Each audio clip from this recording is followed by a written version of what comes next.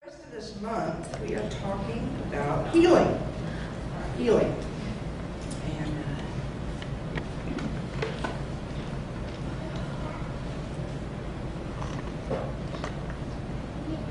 how many, let's see a show of hands, how many of you believe that the mind can either cause or assist in physical healing?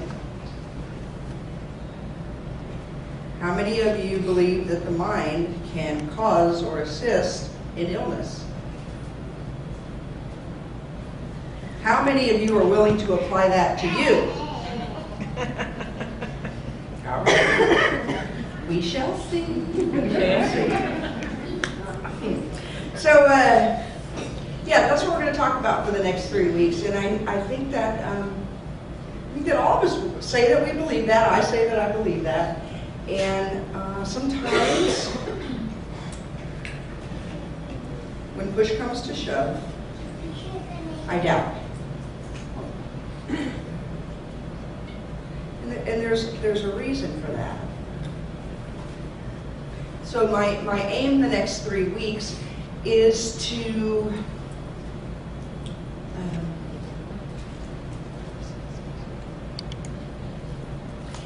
poke holes in what we would call reality. Like our everyday perception of reality. I want to poke holes in it. And not just because I like to poke holes in things, but if we're going to open up a window for the power of mind, which, remember, when we say mind, we mean not the brain, the mind. And the easiest way to understand the difference is, let's say with a radio. The brain is the radio. The mind is the actual broadcast.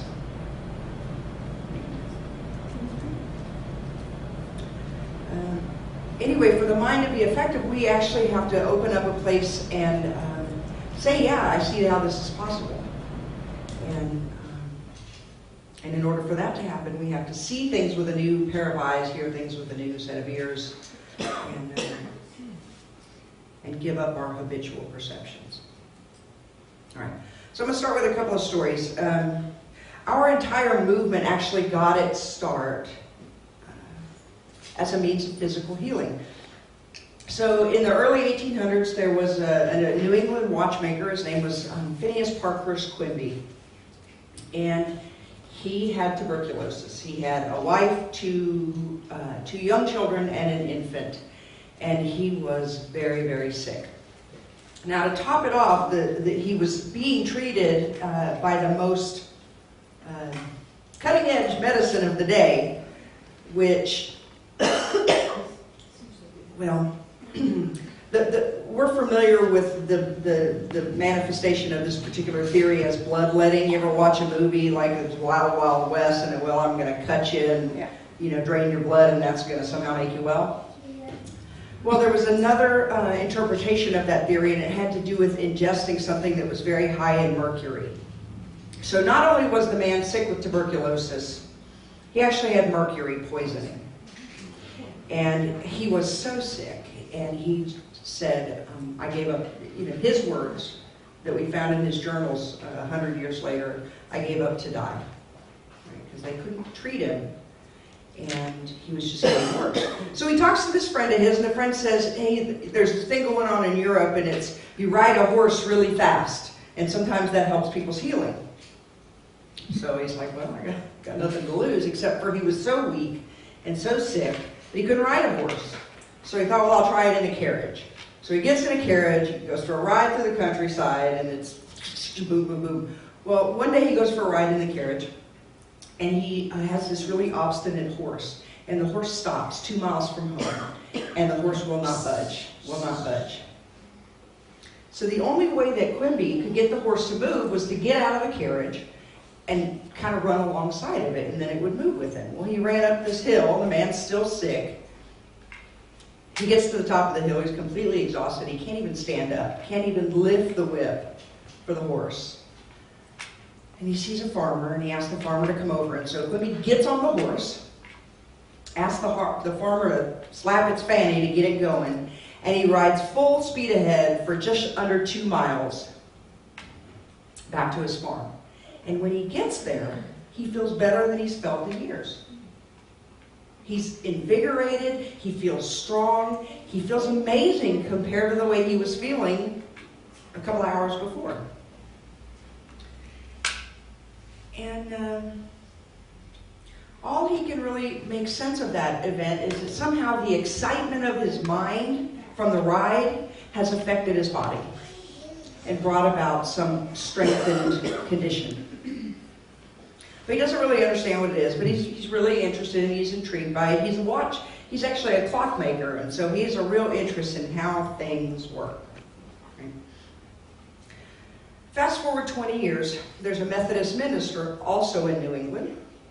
His name is Warren Felt Evans, and he is also very sick. He does not have TB. He has some kind of horrible gastric problem, and he can't eat. He's given up preaching. He's given up ministry because he doesn't have the strength to do anything.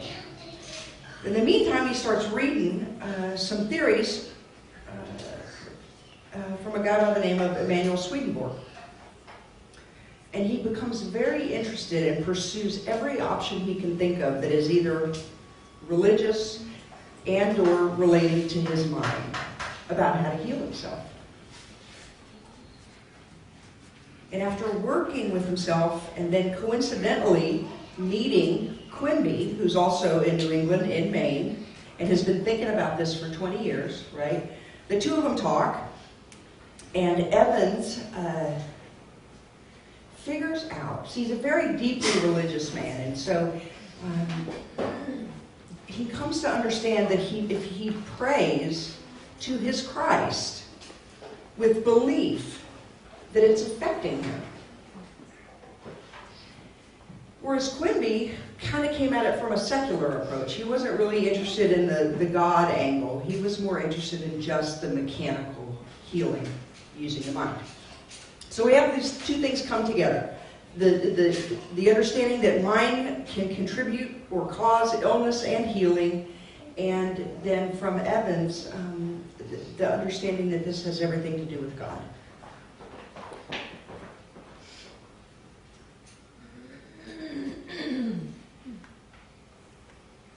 Now, the thing about these two men coming together and birthing this movement is that our traditional understanding, I'm still struggling with how to explain this. So there's a couple of ways to understand the universe. The most common one, our most everyday perception, let's call it a billiard ball understanding. What does that mean? That means that if there's a pool table and I have a cue stick and I got the cue ball and I hit this ball hits this ball, and this ball might hit this ball. It's very linear, right? And it's very this causes this, and there's no room for anything else. Okay, that's the understanding of science, the understanding of the universe, the paradigm that we currently live under. Well, the problem with that is that when we find out things about the mind, it doesn't fit with that, right? Because you have a physical cue stick, a physical cue ball, a physical 8-ball, and you can see and touch and understand, boom, boom, boom. But when we start talking about the mind, that's not an actual thing, we're at a loss to explain it. Well, what's kind of happened is that if we can't explain something, we just pretend it doesn't exist. It's not very scientific, truly, but it is kind of how science operates right now. Well, if we can't explain it, let's don't think about it. Let's just put that aside. And this is kind of a very old habit. About the same time that, actually a little bit before, about 60 years before the time of Quimby and Evans, there was a fella in France named Anton Mesmer. And we know his name because his name has been acculturated. We say people are mesmerized, right? Well, he was kind of on to this mind healing. he used kind of trance states to go with it, but he kind of got into it. Well, there was a guy by the name of Benjamin Franklin, and yes, it's the same Benjamin Franklin. And he liked what this guy was doing, and so he actually went and talked to the King of France about it and said, we need to investigate this guy. There's something wonky going on here.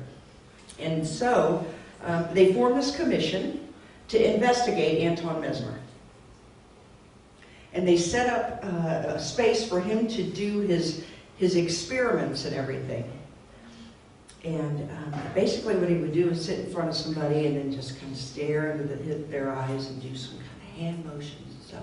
And sometimes these people would go into like a deep trance state, and they might have convulsions, they might do all kinds of weird stuff. And they sometimes healed from whatever their malady was. So part of the experiments that the Franklin Commission, these people that are investigating because he's a charlatan, part of what they did is they started to blindfold people. And they realized that even blindfolded, the phenomenon was working. And so they, of course, decided that it couldn't be his mesmerizing them, the actual eye contact and the hand motions, because they were blindfolded. They decided, well, it's just something in somebody's mind. It's something in their mind. And so he's not real, and they discredited him.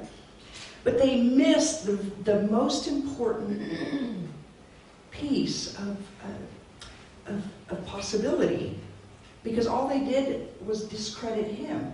They didn't actually think to themselves, wow, so somebody's mind is actually creating this? What's that? Well, what that was the birth of the placebo effect. Right? So we know now what the placebo effect is.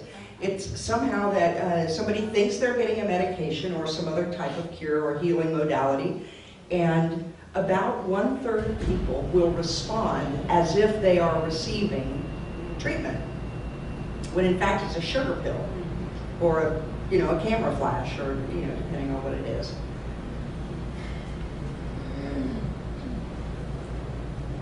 So the question becomes, if it's really a billiard ball universe where this causes this, then how is it that the mind, which is not a thing, actually influences things? How's that happen? Well, what Warren Felt Evans said is that, I see how it is that by believing I have the thing for which I am praying, it causes me to have it. By believing or expecting, we set something in motion that affects the physical makeup of the world somehow. And the possibility of that lies in another type of understanding, which is also commonly expected. See, what I've been describing as a billiard ball universe is actually Newtonian physics, right? The apple drops and hits the ground, cause effect. Well, there's another type of physics that happens at the very, very, very, very, very, very small level, called quantum physics. Now, I want to say in advance, I'm not a big believer that we can prove God through quantum physics. You never tie your understanding of the divine to science, because science always proves partial. Always, right? But what quantum reality does is, well, Einstein called it spooky action at a distance.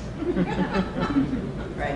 And actually, he had such an adverse reaction to it that he thought he should just go ahead and discredit all of quantum reality, because he was so freaked out by this thing we're about to watch. This becomes integral to understanding, or at least opening up a possibility as to why it is that what goes on in our minds, or in big mind, actually changes, rearranges, influences, or causes things in our real experience. So let's roll the kid. And here we are, the granddaddy of all quantum weirdness, the infamous double slit experiment. To understand this experiment, we first need to see how particles, or little balls of matter, act. If we randomly shoot a small object, say a marble, at the screen, we see a pattern on the back wall where they went through the slit and hit. Now, if we add a second slit, we would expect to see a second band duplicated to the right.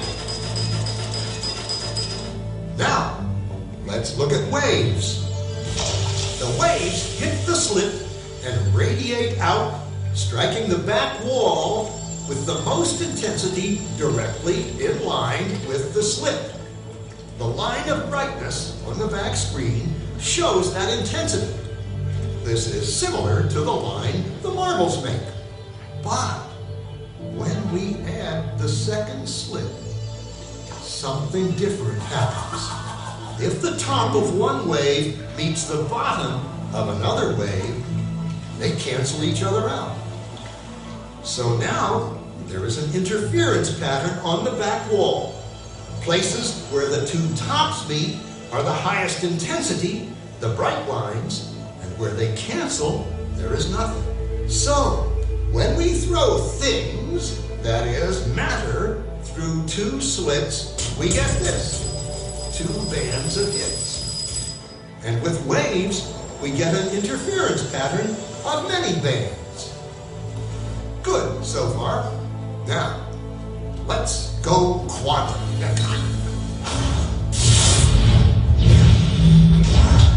An electron is a tiny, tiny bit of matter, like a tiny marble. Let's fire a stream through one slit. It behaves just like the marble, a single band. So, if we shoot these tiny bits through two slits, we should get, like the marbles, two bands. What? An interference pattern. We fired electrons, tiny bits of matter through. We get a pattern like waves, not like little marbles. How?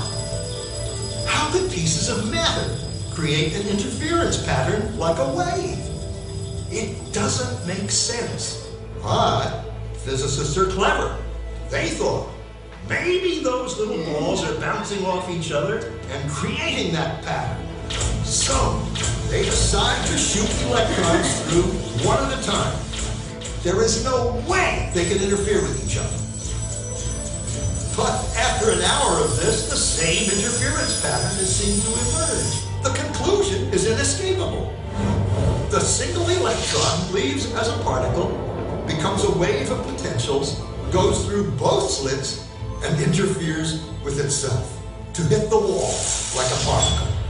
But mathematically, it's even stranger. It goes through both slits and it goes through neither. And it goes through just one and it goes through just the other. All of these possibilities are in superposition with each other. But physicists were completely baffled by this. So they decided to peek and see which slit it actually goes through. They put a measuring device by one slit to see which one it went through and let it fly. But the quantum world is far more mysterious than they could have imagined. When they observed, the electron went back to behaving like a little marble. It produced a pattern of two bands, not an interference pattern of many. The very act of measuring or observing which slit it went through meant it only went through one, not both. The electron decided to act differently, as though it was aware it was being watched. And it was here that physicists stepped forever into the strange, never world of quantum events. What is matter? Marbles or waves? And waves of what? And what does an observer have to do with any of this? The observer collapsed the wave function simply by observing. You understood that? All right. You know what? There's say anybody that claims to understand anything about quantum anything is delusional. Well, this is my experience. Like you can be like, it's like, man, this is fascinating. I totally get this, and then go, huh? Right? It's almost like, right? It's spooky action at a distance. So everything about this is somewhat spooky. And sometimes it makes the most sense if you just glance at it out of the corner of your eye and not think about it too hard. Okay? So the point is that things are not things at the quantum level until we observe them. So observe, expect, believe. So in other words, the way that we look at a thing changes the thing. The way that we look at wellness changes wellness. The way that we look at illness changes illness. The way that we look at our bodies with our minds reveals a different body.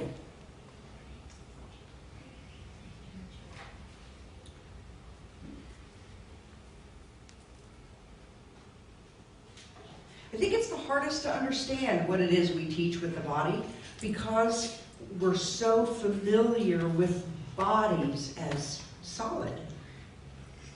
We're so familiar with bodies as solid.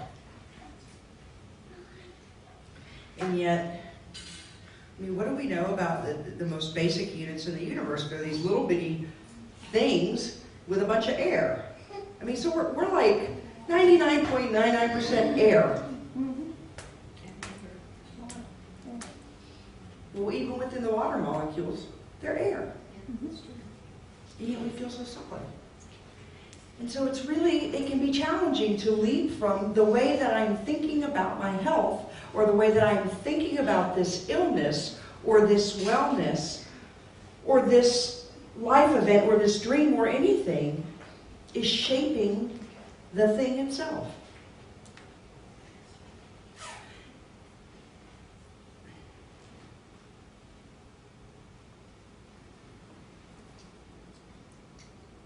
So what we have to do is poke holes in the idea that this is solid, and we have to poke holes in it and poke holes in our understanding of it until our automatic understanding does not go to solid.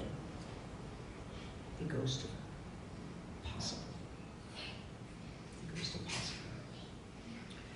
Now, so that's the business that we're about this week. I hope this was a good start, and I'm going to do the same thing the next 2 weeks. We're going to look at this thing that we call solid, and the billiard ball universe that we sleep our way into oftentimes. We're going to look at it from another couple of actual fields of study, with the end goal that we won't go back to sleep. We won't go back to believing that this is as solid and unmalleable and unhealable as we might think it is when we're asleep.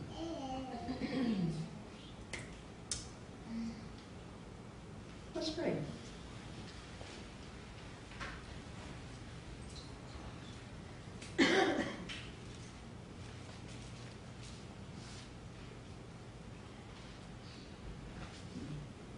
Spooky action at a distance. Spooky action at a distance. Just close your eyes with me.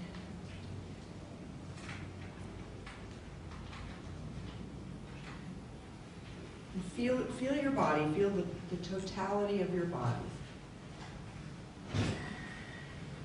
Feel its weight.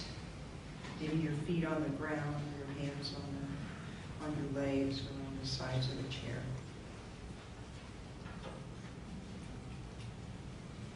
Notice how solid it feels.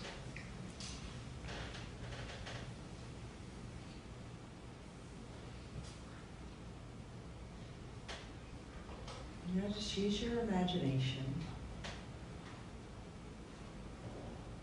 And go to the place where you can just conceive of the idea that 99.99% of that solidity is actually empty space. It's air.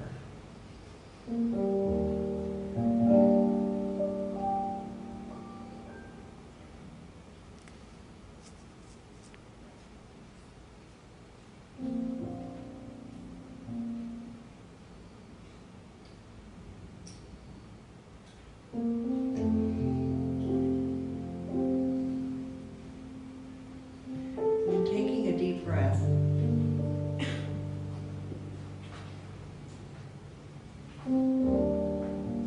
notice the feel of the air as it enters through the tip of your nose.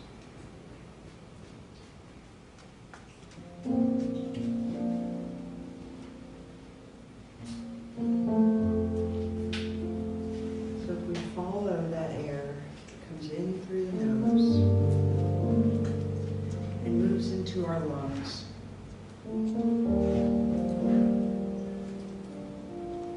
We're at a very, very microscopic level. That air becomes us.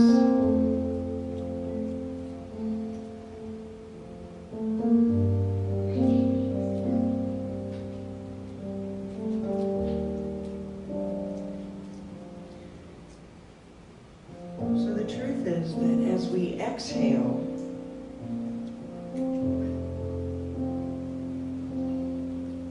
we are simultaneously exhaling what we inhaled and yet something completely different. So I don't know that we actually need to look at a distance to see spooky action, because the fact of the matter is that those kinds of eye-openers, those miracles of existence, those strange phenomena are everywhere. They're inside of us and around us and happening every nanosecond.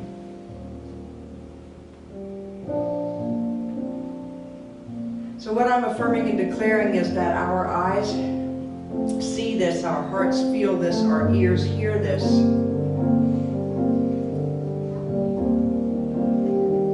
In a way that helps us understand that we are so much more powerful than we might sometimes remember. And there is so much more amazing, awe-inspiring action in the universe, inside of us, outside of us, than we remember from moment to moment sometimes.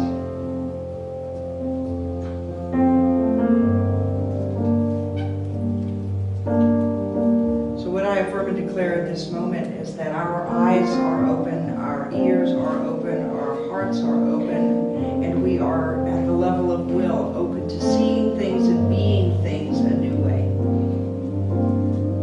And that it is this tiny key, this willingness to see it and be it differently, that actually unlocks the potential of the wave